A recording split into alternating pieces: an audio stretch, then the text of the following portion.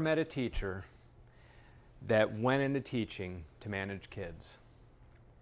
I've met a lot of teachers that have gone into teaching because they want to teach kids. And what's interesting about that little paradox is that teachers spend a lot of time managing. And so the idea here is we're going to look at the 7 gems from Michael Grinder, which is a foundation of nonverbal patterns of communication that we use to manage, to influence students so that we can save our voice for teaching and use nonverbal patterns to be of influence, to manage students. As you begin to work with these 7 gems, the idea is to move towards building habits. We all have habits. Some of them get in the way of teaching and learning, and some support it. The idea here is to take a look at the 7 gems as they work around this idea of a lesson and build habits so that you can, with almost an intuitive sense, once they're learned, you can implement these at any given time as they're needed to achieve the outcome that you would like in that moment in the classroom. Those of us that have been teaching for many years have had many good days teaching, and we've had bad days teaching. As you think about the good days teaching, don't think about this, because you don't need it. It's a good day teaching. As you reflect back to the days that were more challenging, that's when the focus here. When we go into a classroom and watch teaching and learning and students, what we find is that on bad days, the nonverbal patterns that are congruent with managing, with influence, with learning are off. They're just not working. Teachers' voices are higher, they talk faster, breathing is shifted up to the chest thoracic region and not down in the abdominal region. There's just all kinds of things going on.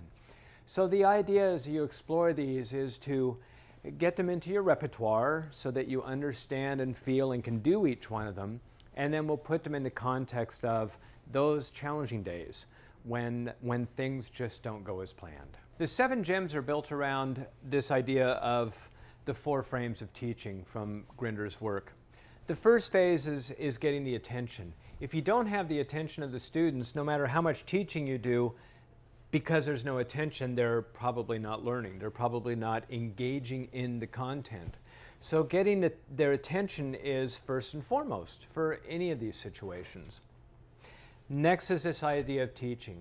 And there are a couple of nonverbal patterns that we can use as teachers while teaching that influences students' attention, keeps them on task. Not many right now in the 7 gems. We're just in fact going to do 2 of them. And then there's that idea that when we're finished with the content, we move students, we transition students out of that time when we are teaching to where students are engaging in the work. Seat work, group work, whatever you'd like to call it. It's the idea that you are no longer teaching as a large group. Students are engaging in the work with each other, and you're sort of cruising around the room, checking in and seeing where students are in their learning. So the transition from teaching to seat work is critical, and there are several nonverbal patterns you can use as you transition to that seat work. Within seat work, there are a couple of nonverbal patterns there also. How do you engage groups? How do you make sure groups are on task as opposed to off task? And how do you do it when you've got 36 students in the room or however many that you have? So we'll take a look at some of those patterns also. So let's take a look at this idea of getting their attention. In the 7 gems, there's really just one skill. It's this idea of freeze body. Under freeze body, there are 4 other nonverbal patterns that are up there. The reason that this is important is that it's one of those parts in a lesson where, the bell rings, you want to get their attention after you take roll. When students are in seat work, you want to get their attention to move in more teaching. You have to get their attention.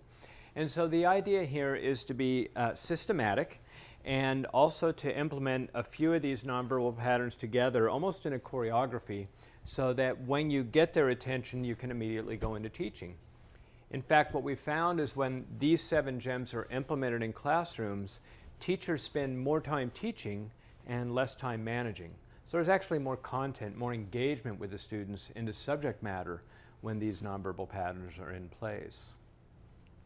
So getting their attention, you have a favorite sentence, a favorite phrase that you use for getting students to listen up. It might be something where you say, okay, let's get started, everybody. Or it might be, listen up, listen up. It might be, can I have your attention? Whatever it is, you have one. And keep it. I'm not suggesting that you would change that. However, the idea of freeze body with standing still, being in the front of the room, having a certain stance that's a credible stance, and then also using a specific voice pattern. Those four together, freeze body, get students' attention. As an example, what it might look like in a very overt way, it might be something like standing up in front of the room, your weight kind of evenly distributed on both legs, your hands at your side, and your body is straight. And you are standing still. And the idea, and I'm just going to say class as an example, and it might be something like, class. And what you end up doing is you pause at the end of it without moving. In this case, use a downward palm gesture, and used a voice tone that was relatively flat in tone and dropped in tone at the very end. So it's class. It's not something like class, where that even sounds incongruent in getting people's attention. It's a question. So we're really putting out, in a sense, a command. So the idea of putting these four together, standing still, frontal, having this stance, and then using voice, is what we would use to get their attention. Now, this may sound very simple. It is. However, it's not a pattern that's always used. I mentioned that idea of think about the days that aren't going well. That's a day where perhaps students had a lot of energy in the room. You might not be up in the front of the room because you're talking with a student in the back of the room. It might be the beginning of the lesson. Or if you'd like, think about it when it's in a lesson and you're at seat work and you're walking around. You've been in the back of the room and said something like, okay, class, listen up. And then you walk to the front of the room, and by the time you walk to the front of the room, they've stopped listening and they've started talking again and they're working with each other. So then you come up to the front of the room and it's like, okay, listen up. And then you become this sort of angered manager. So the idea is to have a little bit of patience. If you're in the back of the room and you know you want to get their attention, just don't do anything back there. Just wait. Come to the front of the room. As you walk into the front of the room, take your place and say, oh, class, and get their attention. And then you can immediately go into the content. The reason this is important is because if you are in the back of the room and you put out the command, management, class, listen up, and then you start to move, it's a kinesthetic pattern. It's a movement pattern in the room. And what we found is when teachers move in the classroom, students tend to talk more. When teachers don't move in the room, students tend to talk less. They pay more attention to the teacher.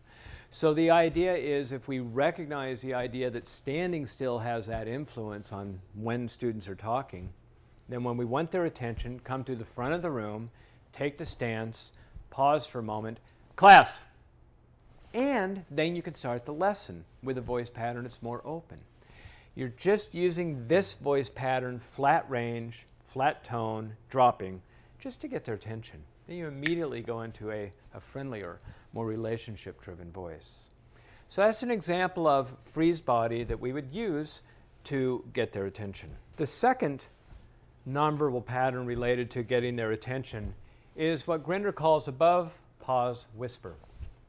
And what this particular pattern is three particular moves that we put together as a choreography, and it's used when you want to get the attention of a group and there's a lot of noise in the room, there might be some chaos in the room, something of that sort. Here might be an example. As a biology teacher, we'll often have students working in groups, working on labs. Labs might be high energy. The students might be interacting with each other with voices. They're walking around the room. They're getting equipment. There's a lot of stuff going on.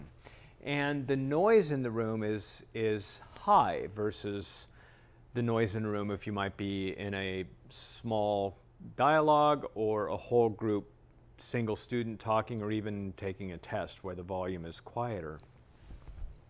So the idea is if there's volume in the room and we want to get their attention, we would use an above pause whisper. And what that looks like is that if you think of the class volume here, and this is sort of like the passage of time, what we know in classrooms is that they go through cycles of high volume and low volume. And what we know about this pattern is that as it goes up and it goes down, it's around 6 to 8 second cycles. What we want to do is figure out how do we get their attention and preserve our energy and not yell, things of that sort. And so the above pause whisper is what can allow that. So let me get in trouble first. Sometimes what happens, and it's like science, it's like momentum. As the energy is going upward in this direction, if you add more energy to something that is increasing in energy, then what happens is it ends up going even higher. So an example of that is that when we think about a time in the classroom where students are a little bit noisy and the teacher makes a noise like, "Class, listen up!" and the noise is here and not at the top, what happens is the students will start making more noise. And then the teacher will say it again louder. "All right, class!" And then that comes up and students even get a little bit louder, and within just a few seconds the teacher is yelling. That takes a lot of energy. And at the end of the day, it's not worth it doing this 8 or 9 times a day. So the idea with above pause whisper is to be patient. And if we know that class volumes increase and decrease in a cyclical manner, and if we know that physics tell us that if you add energy when the system's energy is increasing, it goes up, then it must also be true that if the energy of the system is going down, if you take energy from that, it will go down even more quickly. That's the idea of above pause whisper. So the suggestion is, as you are listening to a class and you want to get their attention, listen to the volume going up and down and up and down. It only takes a few seconds. At some point, when you feel as if it is right around that peak where it's going to turn, then you make a noise slightly louder than the noise in the room. So if the noise is this loud, you make one that's this loud. You hurl out this sound. It could be a word, it could be a noise, it doesn't matter, it's simply a sound. And when you make that sound, then the idea is right after that, you pause and don't move. And when you pause, that's taking the energy away, quicker than it normally would. Generally what happens when you pause at that point is that students at an unconscious level or subconscious level recognize a pattern shift in the room. And so by recognizing that pattern shift, what students do is they will turn and visually look, at which case many of the students will stop talking by that time. And as that energy decreases and you made that loud noise there, you drop to a whisper. You just lit up whatever your whisper is in the classroom. You just keep pulling energy away from your voice so that eventually when you whisper here, then the collective volume in the class actually drops precipitously to a quiet level, where then you can begin teaching. That's the idea of above pause whisper. So it might look or sound like this. So you're up in front of the room, students are engaged, you realize we want to get their attention. So you listen, volume goes up, volume goes down, volume goes up, and then just at the top, okay, cut! If you look this way. So that's an example of an above pause whisper. Imagine that there's sound in the background with the class. That's the idea of using this for whole group to get people's attention when the volume's high in the room, and it's something that works within seconds. And your intervention in the standpoint of a manager influencing a group, it's really just one shot as opposed to doing it over and over again. We're always breathing low through the abdominal region when this takes place, so it's never an anger moment or anything of that sort. It's just simply a moment to influence. And that makes up the second of the two patterns, freeze body, above pause whisper, that we can use as the 7 gems for getting the attention of students. Next, we're going to take a look at the teaching phase of a lesson. It's in the teaching phase where it's the teacher is the only one teaching. It's the toot, as Grinder talks about. When we are teaching up in front of a room, the only one talking, then the idea is that we do want to have students talk also, at least if not to us, to answer a question, something of that sort. So the suggestion is that we systematically have some verbal and nonverbal cues that we use in order to do that. And listed here, you'll see V is for verbal, N is for nonverbal. There is nothing here, and there's nothing here. And then as you move through this, think of this as time, and it goes to this idea of momentum. So let's take a look at what this means.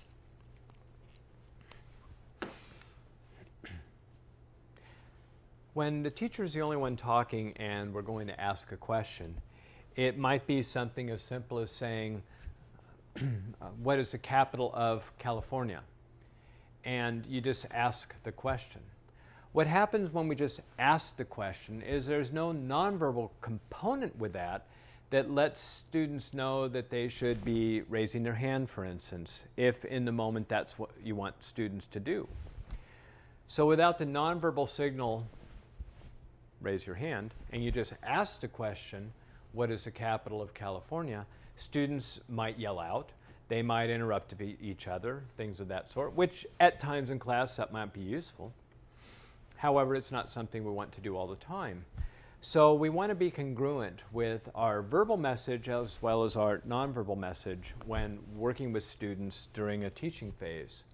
So if we just say the verbal message without the nonverbal of raising your hand, then if students start to call out, you are stuck in that if that's not what you want, you then have to manage and no longer teach. And we would like to keep management separate from teaching in this sense. We want to have that safe classroom, that emotionally safe classroom that has some cognitive challenge to it, what Renata and Jeffrey Kane refer to. I think the book is called The Celebration of Neurons, is the idea of creating that environment where students are engaged. And so if we ask the question and they start giving answers and you don't want them to do that anymore, then you have to, hold on, you have to manage in order to have them back in order. And it gets messy. So the suggestion is if we want to be more effective in having students participate in a way that is open and receptive and comfortable, that we would do both the verbal and the nonverbal at once, and in this case, at least a couple of times to set the pattern. So it might be something like, raise your hand if you know the capital of California. Student raises their hand, call on them, better done. Raise your hand if you can tell me the capital of Oregon, and then they do that. So you model it a couple of times, and students recognize that this means, raise your hand, it's a nonverbal signal, so that eventually on that third or fourth time when you're asking a question, you might just raise your hand. So it might be something like, and the capital of Washington. And what happens is students will raise their hand to which you can call on them. So the idea of having this sort of systematic approach to having the verbal and nonverbal match at the same time so that you can move to ultimately nonverbal, in which case you can just stay on the content and have students engage that way. It increases energy in the room, participation, comfort to it. Ultimately, as you move through that, you can even end up going to momentum where the hand doesn't even come up. It's just in the groove teaching, where you're just asking a question or two and a student will just raise their hand without even you putting up your hand. You call on them, call on the next one. Some of them just call out. It's just a dynamic classroom. Momentum doesn't always last long, and sometimes it does get out of hand. But we all know that feeling of having students engage without that prompt of raise your hand or who can tell me, where they're just providing that information. As we think about raise your hand to speak out, ultimately it's that continuum past momentum where they just speak out. When we move in this direction, we encourage that participation. When speak out gets a little too chaotic, a little too much, then we have to come back in this direction. Understand that's going to end up being direct management at that point. So we have to use caution when we come back from that sort of momentum speak out phase. And you have your personality, you have your humor, the way of interacting with students. So just as you do come back in this direction, remember the nonverbals are the most powerful. So if the speak out becomes too chaotic, it might be, hey, up. And so you break eye contact, you make the sound of the hand up, and that becomes a manager, as opposed to, there's too many speak outs. You go, okay, hold it. Now you're in straight management, shutting the students down. Where here your voice is saved for the content, you just put up the hand in order to have students talk. If you want to make the hand louder, just raise it up, and that's how you increase the volume. If you don't need to make it that loud, don't make it that loud. So that's sort of an extra step in this idea of what do you do when you want to come back from the verbal to nonverbal, only nonverbal to momentum. And those are the patterns that we can use in this teaching phase of the lesson. As we look at this model of the 4 phases of a lesson, when it comes to the point that we're finished with content, you're going to release students to have them to go into seat work. This is a point in the phase of a lesson where there is going to absolutely be a shift in energy. From the single energy of the teacher in the room teaching to the energy of 28, 34, 36 people running around the classroom. It is potentially chaotic, and it requires some deliberate, intentional, systematic use of some nonverbal patterns. Specifically, it is the idea of having exit directions that are visually displayed. So I want to first give an example of exit directions without that visual piece, in which case it will be obvious what would happen in a classroom. So imagine this. Middle school, high school classroom, I'll use the science room again, and we just finished a lesson on looking at cells or something of that sort, so you're going to have students go pick up some microscopes and some samples and a few other things. Here would be a way of transitioning from teaching to seat work verbally. So blah, blah, blah, blah, blah, blah, blah. So as we move into the activity for the day, couple things to do. Number one, if you could get the microscopes, and please just have the team leader get the microscopes. Also grab a slide, couple of the cell samples. You need also the handout for the lab work.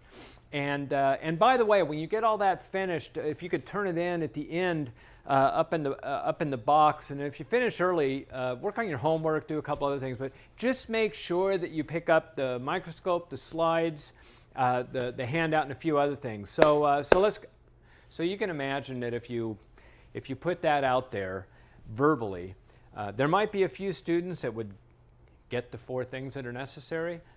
However, there are definitely going to be students in the room going, what do we do? Where's what do I get? And then as they're in the activity and you walk around the room and you see that somebody doesn't have the lab paper, someone doesn't have the slides, now you're managing all over the place to try to get the materials for learning in the student's hands. So the suggestion is that any time that we transition from the idea of teaching the content, interacting with the content, to having the students interacting with it, and we move into that transition, is that you visually put the information up. In a sense, the instructions for the activity. This then, here, becomes the manager, not you, so that you are free to go around the groups and work on the content while the manager sits up here and says, what it is that you'd like them to say. So for instance, visual exit directions might say microscope slides, water sheets, whatever else that you would want to do. And what you end up doing is you literally, the first thing you'll do is get the microscope. Second, third, so you're visually anchoring people to this third point of visual exit directions. And then the suggestion is, once they're done, that you stand there and say, are there any questions about any of the information that's up here?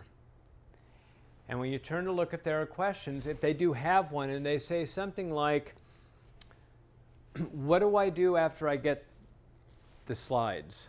Or what else do I need after the slides? Instead of verbally answering, you just simply point to the item that's next. And you do it by breaking eye contact also. So you point to what's up there. And what students will do is they'll shift their energy to you, from you to that item, and they tend to do that without saying anything. And then again, you're not repeating yourself for instructions. You're saving your voice for content, where the passion for the learning is. So you ask that question, and when there aren't any more, say, any other questions? If a student has a question that's relevant and it's not up here, then take that information and write it down. Whatever that information is, you write it down so that it's there so they won't ask it again. And then what you end up doing, once those are finished, you then release the class and say, you may begin. And then what you do is you stand there for about 20 seconds, which will move up into seat work in a minute. You stand still, you look at the desktops, not the students' faces. You look at the desktops and you simply move your eyes around to the different desktops around the room while you stand there, breathing and not saying anything. A couple of things will happen when you do that. Number one, some students will look at you the very first time you do it as if you're crazy. That's okay. Keep looking at the desktops and not the students' faces. By not looking at their faces and looking at the desktops, the students will look at you for a second or two, and then they'll divert their eyes to where you are looking, and they will begin to work on the work. The other thing that can happen is they might ask a question, and it's, what do we do first sort of thing. The suggestion here for transitioning out of this idea of teaching to seat work is to simply, you just put your hand palm down. You can have space between the fingers if you want, or you can do it more firmly. It's up to you. The idea is you don't answer the question because it's up here. The information necessary for the student to succeed is up here. So we're not going to answer a management question. You just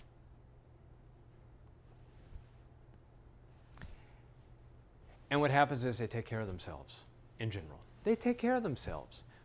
We need to do a few things to check to make sure that's accurate. Number one, everything in the room is in the room. Number two, they have the capacity to complete that task. If that capacity is not there to complete it, then you have to intervene. So they have to have those things. So if one of them that's there is not up and it's a pen or it's a book that they need to have that. So if they don't, you intervene. If not, you just leave it alone. They have it. So that's important when releasing this information, is that they need to have it available within their capacities to do. So that's the idea of exit directions and that standing still at the very end to release them for 15, 20 seconds before you begin to move away and engage with the students while they're engaging with each other and the work. Now that we've gone through the visual exit directions, the piece that transitions into that for seat work is what we just demonstrated, the most important 20 seconds. And in Grinder's model of this 4 phases of a lesson, the most important 20 seconds is when you're standing there for that 20 seconds when you've released students through visual exit directions to do their seat work, where you're looking at the tabletops, not at them, directing them to the exit directions. At the end of that, and you're breathing low, and at the end of that 20 seconds, you walk away. And you walk away by breaking your eye contact, exhaling, looking down, and moving over to the first group. Again, always looking at the desktops, not the students' faces. The most important 20 seconds has a few influences in the group, even though it may sound and look like a really odd skill to do. Stand there for 20 seconds breathing and not doing anything.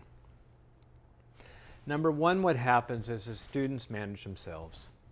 Again, if the task is within their capability, they have the materials necessary in the room, they self-manage without you sort of co-managing them. So they take care of themselves. It's a responsibility piece. The other one is it sort of increases their efficacy, their belief they can do the work. And thirdly, what it ends up doing is it removes you from that identity of manager and keeps you in the identity of teacher. And that's, again, where our passion lives, where our heart lives with students. And so it's that idea that I am paid to teach. I am not paid to manage. My voice is for teaching. My nonverbals are for managing. And so it's having that systematic use of nonverbal patterns and a few verbals when you're using them, like raise your hand. It's the idea of keeping the teaching and the managing separate.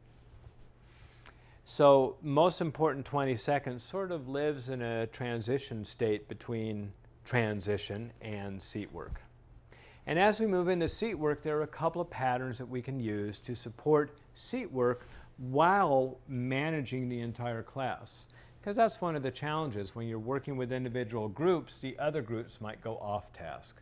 So let's take a look at a couple of patterns that we can use here. Now that we've gone through the most important 20 seconds, we're next going to move into one of the skills for seat work that is amazingly influential and powerful in that it moves students into engaging in the work and does so without using your words.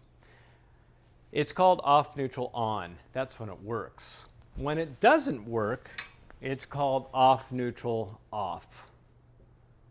And what some teachers might recognize this as is proximity. So for instance, let's say that a student's working and they're sitting here doing their work and you're off on the other side of the room and you see that they're off topic. They're not doing the work. They're side talking or something of that sort. So off, neutral, off. This is getting in trouble. Sometimes what happens is you might walk up, and as you walk up, student recognizes that you're present. When a student first sees a teacher, what often happens, it's a biological response, is that the student stops breathing, does a little, or else they begin to look up at the teacher. They're still not on task, they are off task. And what happens is their side talking starts, their diverted attention goes to neutral. In other words, they're looking up at you, not necessarily knowing what to do. Because there are 35 or 36 students in the room, sometimes what happens is once a student stops the misbehavior and proximity is there, a teacher might walk away. And so the student never went on task. They were always off task. And when they walk away, when the teacher walks away and they're off task, the student is more likely to go back to side talking or looking at a magazine or putting lipstick on or writing a note, whatever it is, anything other than on task. So the suggestion is to stay longer for neutral until the student goes on task. And we're going to use a gesture as a more influential sort of power piece to be of influence with a student. So off, neutral, on might look like this. You're walking around a room, you see a student who's off task, and so what you do is you walk up in an angle so that the student can see you peripherally. You don't want to walk up from behind the student and shock them, surprise them. You want to move into a way that they see you coming peripherally. So it might look something like this. You move in, and as you move in, within a few feet, the student will see you and they will look up. And the idea is that as you approach, knowing that that student's going to look up, as soon as the student looks up, you immediately divert your eyes to the desktop. You do not look at the student's face. The student might say something like, "What? I'm not talking." You're looking at the work and you're not saying anything. And as you look at the work and get closer, you just put your hand down to the work. You can always look around at the rest of the room, but you're not giving that student any verbal attention while they're off task. Within a few seconds, it's a really high probability that that student will start to do their work, even if they're complaining, even if they're moaning. They pick up their pencil, they lean forward, they start to address the work. Then once they're on task, you walk away. That's the idea of off, neutral, on. It's staying long enough for the student to go back on task. And you're doing it in a way that you're not making any visual eye contact and you're not using any words. In fact, nothing is said during this entire episode when you use off, neutral, on. As we continue looking at the 4 phases of a lesson, focusing on seat work, we have the most important 20 seconds as one of the pieces. We have off, neutral, on as one of the other skill sets for this. And lastly is influence approach. And this is the idea of knowing that we can always use power, and we're going to suggest to leave power alone and to think about and have a mindset with a systematic use of nonverbals that supports influence. Influence is what will move a student to that independence in learning, that positive environment in learning. So as you look at the following slide, you will see there's 2 columns. On one side, the power approach, and on the other, the influence approach. And it's important for us to think about teaching and to think about how we can keep students in receptive states of learning. And from a biological standpoint, if you look at the power approach piece, it's all about almost like predator-prey, fight-or-flight approaches. A teacher walks up to a student frontally, facing them, eyes on their face, the teacher's not breathing, close to the student. And if you think about off, neutral, on, here's where that goes crazy. So here's an example of power as opposed to influence in the piece for off, neutral, and in this case, it's going to be off. So imagine this desk is such that you're, approaching the student this way, and it might be something where that student's off task, you're off on the other side of the room, and you literally are frontal in position, you're looking straight at the student's face, not at the work, and because it's not a particularly good day, you're also a little angry. So it might be,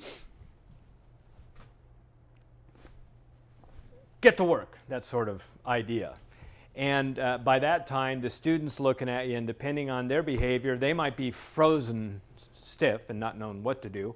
Or they might look at you and say, "What? I'm not doing anything." In which case, you're taking the bait, you're standing right there, looking at their face, you're not breathing. You might say, "Yeah, I know you're not doing anything, and you need to be doing the work." So you go into this battle back and forth. So that's an example of power. You absolutely have the student's attention. However, that attention is not on the content. The attention is now on this battle between you and the student. And if it's a loud enough battle, not only will it just be between you and the student, the rest of the class is going to end up looking now too, and you have their attention. It's just not on content. So power is something that in the work of Grender, we suggest that you just set it aside and to not be in love with the influence of power.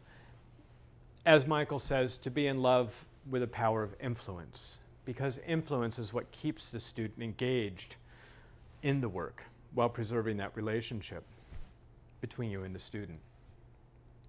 So let's take a look at the second column of this slide. And on the influence side, it's what we modeled on off, neutral, on. You come from the side, your eyes are on the student's work, you're breathing low, And in fact, you can be even a little bit further from the student.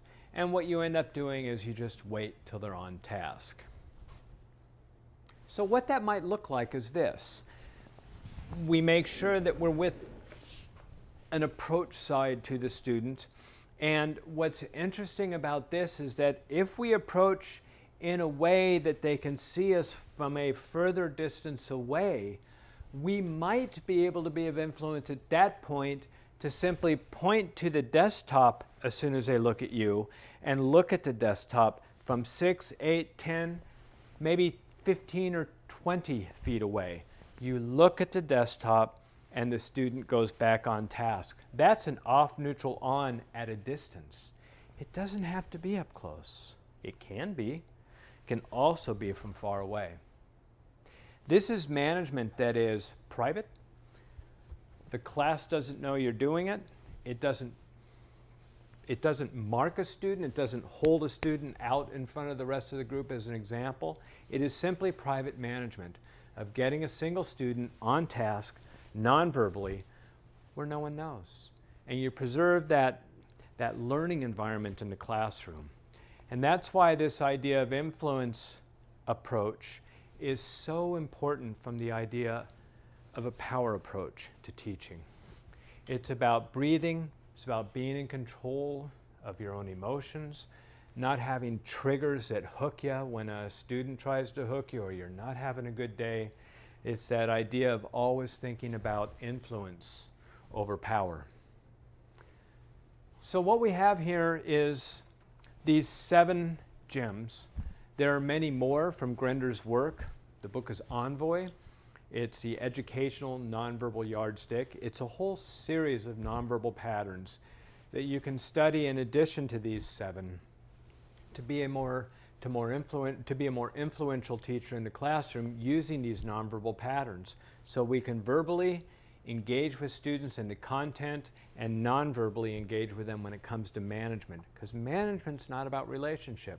It's about getting students' attention while you're teaching so you can transition to seat work and they can engage in it.